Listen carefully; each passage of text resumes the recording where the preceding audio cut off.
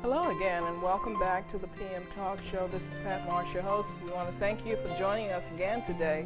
And as usual, we want to bring educational matters to your attention, and we have with us our very special guest today, Mrs. Frankie Poland, who is with the Southern University Ag Center in Baton Rouge, and we'll be talking about tobacco awareness today. How are you doing, Ms. Poland? I'm doing fine. How are you? I'm doing great. Thank you for coming. And there's such a problem with smoking now, and everywhere I see now, you find no smoking zones, because I think it's getting more clearer to the people on the hazards of continually smoking. So we want to give you an opportunity to talk about those things that you're finding in your experiments at the Ag Center.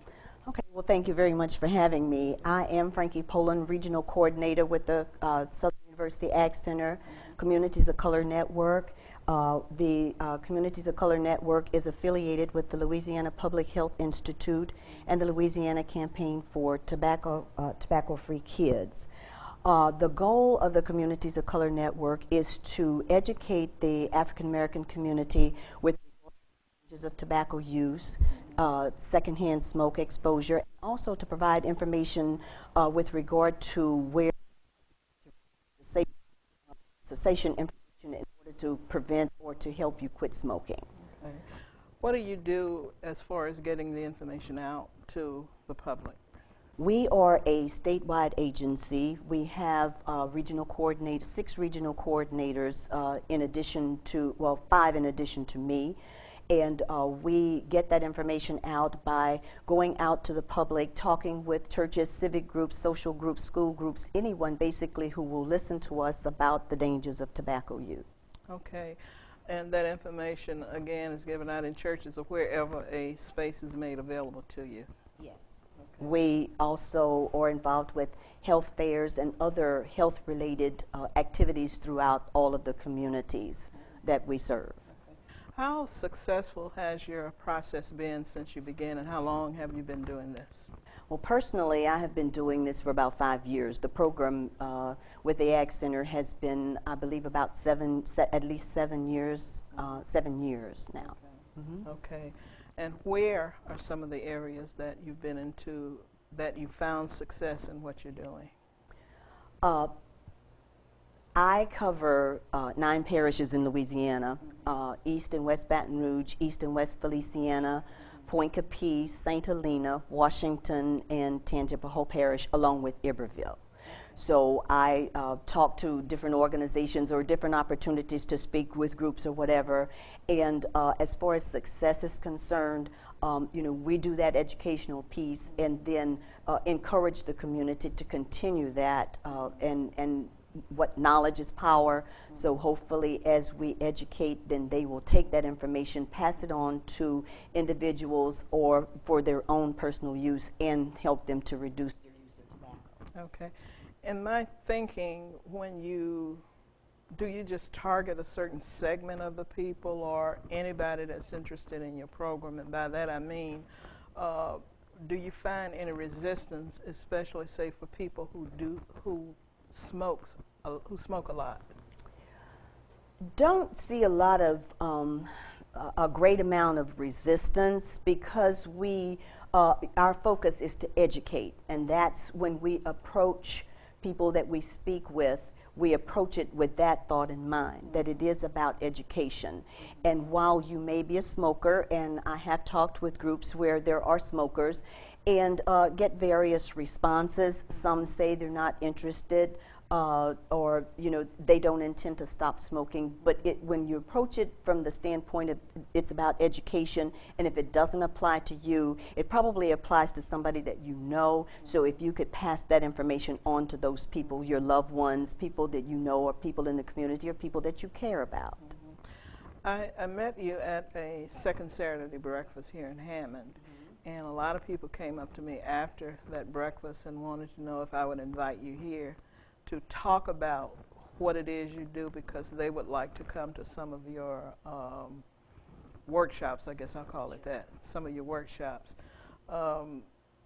Hopefully, when you register some places, you'll be able to get it out in the media to let the people know, because Do you ever come across people who, oh, I smoke, but I can't stop?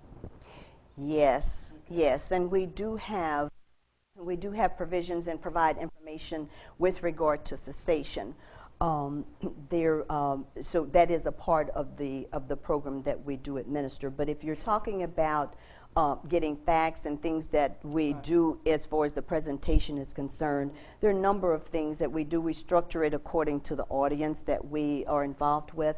But just for basic information, why we do this, I'll just give you a few statistics just to let you know. For example, 1 in 5 African Americans smoke. Some 47,000 African Americans die each year due to tobacco-related illnesses. Now, what does that look like? That equates to the fact that if you combine the people who die from car crashes, from HIV/AIDS, from alcohol and drug abuse, and from murders, more people die as a result of tobacco use than all of those things combined. Wow. Now, so when we talk about tobacco use, we're talking about a number of different types of tobacco products. That includes cigars, cigarettes, cigarillos, Black and Milds, chewing tobacco, snuff. It also includes some products that are referred to as dissolvables, those things that you put on your tongue and they dissolve, that look like candy mints or that type of thing. Now, all of those products have two things in common. First of all, they all contain nicotine, and nicotine is a drug. It is an addictive drug. The other is that they all contain poisons, chemicals. There's somewhere between 4,000 to 6,000 chemicals in cigarette smoke. So what happens is those chemicals build up in your body over time, and then they cause all of the diseases that we normally associate with tobacco use. The top 3 types of illnesses or diseases for African Americans include cancer, stroke, and heart disease, primarily lung cancer. So that's the type of information that we try to get out to the community, because they're all not necessarily always aware of that. There are also the other products, like, for example, snus, that's S-N-U-S, the electronic cigarette. So we address all of those type issues and talk about the dangers and the cause and effect of use of those products. When you talk about the electronic cigarettes, what, or can you say what some of the are the hazards for that type of cigarette the same as it would be a normal cigarette? Okay, the electronic cigarette is not necessarily a safe alternative to regular cigarettes. They are advertised as such. However, there are some problems or some issues that have not been settled as far as the electronic cigarette is concerned. For example, the FDA has not approved the use of electronic cigarettes. We do know that nicotine is encased in the casing of the electronic cigarette. So there are hazards there from that. But as far as the other drugs and chemicals or whatever that are in it, they are currently being studied by the FDA, the Food and Drug Administration. So at this point, we do not say that it is a safer alternative to smoking. Okay, so does it look like FDA is coming close to approving it as being a safe alternative? I can't give a time frame on that. I know that they're in the process of making investigations about it, but I can't give you a time frame on that. Okay. Of all of the side effects that cigarette smoking or just secondhand smoke causes, which would rank the highest, lung cancer or whatever other problems it may cause to the human body?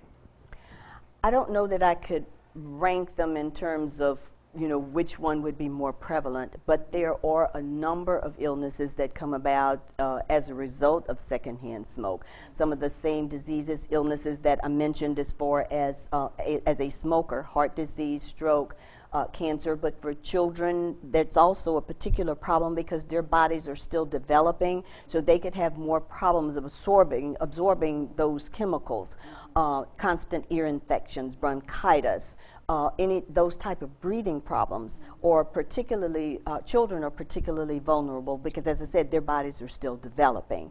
But for other people in general, you can still have some of those same type of problems from secondhand smoke as with smoking, COPD, emphysema, those type of things. Yeah, and I asked that question because my father was a chronic smoker, and he eventually died from lung cancer, and that was hard for my siblings, myself, my mom, to watch, because to me it was a horrible death because he suffered the not being able to breathe, and a lot of times you're thinking that he was going to take his last breath. It's difficult. So when you look at those things, at least for me and my sisters, because we never smoked, having gone through what we saw our dad go through, I hate to say that that's a deterrent, but it was for me.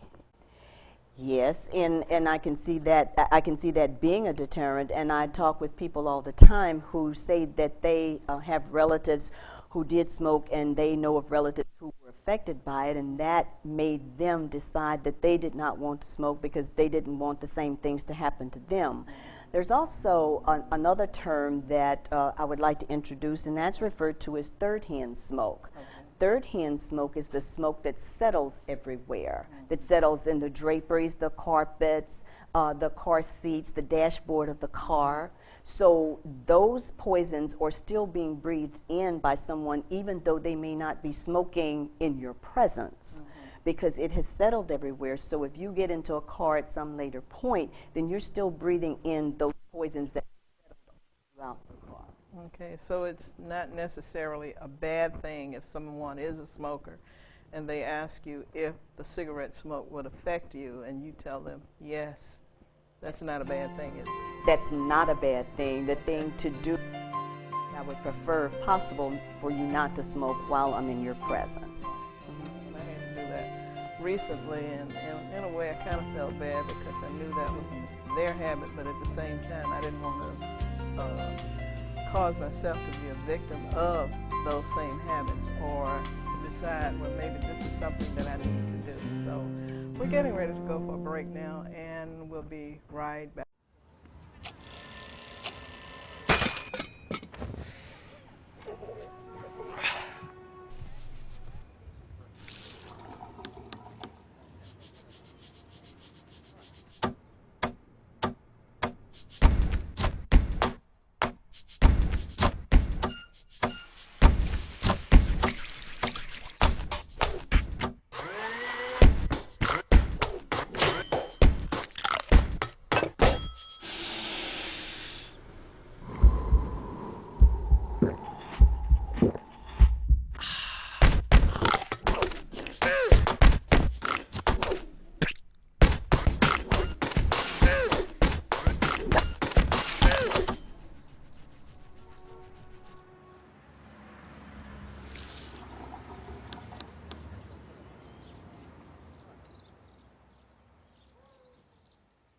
Welcome back to the PM Talk Show. This is Pat Marsh, your host, and we have with us Mrs. Frankie Poland from the Southern University Ag Center, and we're talking about tobacco awareness now. When you meet in your workshops, do you see a lot of young people coming to it? It depends upon the group that we're invited to. As I said, we talk with youth groups. We talk with so it depends upon the audience, but generally, we may gear it toward young people, or Sunday school classes, for example, or youth summer groups or whatever. And at that point, we would be speaking with the youth. Our audiences often are mixed. So we try to focus it to the adults who are already smoking, and then try to encourage those young people, this is the reason why you should not start. So I think schools would be a good place to host, college students would be a Yes. good place because I'm grown, I'm on my own, I can do what I want to do. Yes. What are your thoughts on people who ingest chemicals like some of the drugs that's out there now? Marijuana, I'm trying to think of the name of it, where they mix potpourri and rat poison, which is hazardous. I don't have an opinion about that because that's not an area that we concentrate on. But I will address the issue of rat poison since you brought that up. That arsenic, which is in rat poison, is in cigarettes, and we did not talk about the chemicals that are in cigarettes that are in common everyday products. For example, as I said, arsenic, which is in rat poison, acetone, which is in nail polish, bug spray, toilet cleaner, formaldehyde, and formaldehyde is used to embalm dead bodies. So some of those chemicals are in cigarettes and the tobacco products that we've addressed and that we've talked about earlier. Are they listed on the package? No. Okay, I had to ask that question. No, they're not. Yeah, I remember a kid that I counseled some time ago, and I think the name of that drug I was talking about, I think it's Mojo. And I remember asking him, what does a skull and two crossbones mean? And he said, poison. I said, why would you ingest poison? Yeah. Does that make sense to you? But I'm happy to report he left it alone, and he's now almost a 4.0 student. So a lot of times I know that getting information out is very, very critical, and it's very, very powerful. What are some of the other things that you do? One of the other areas that we concentrate on is cessation and assistance with helping people stop smoking. Now, cessation means quitting completely. It doesn't mean start, stop. It means that you actually quit. Studies have shown that about 81% of African American people have tried to stop smoking, but only about 12% are successful in that. So one of our big areas of concentration is to let audiences be aware of where they can receive that the assistance with quitting. There is a 1-800-QUIT-NOW number that people can call.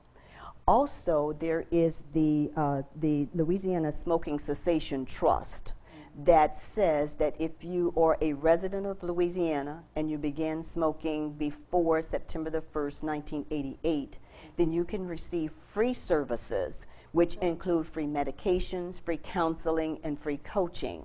So if there's anyone who is interested in enrolling in that program, then you certainly can contact me and I will help you or help them to get enrolled in the program.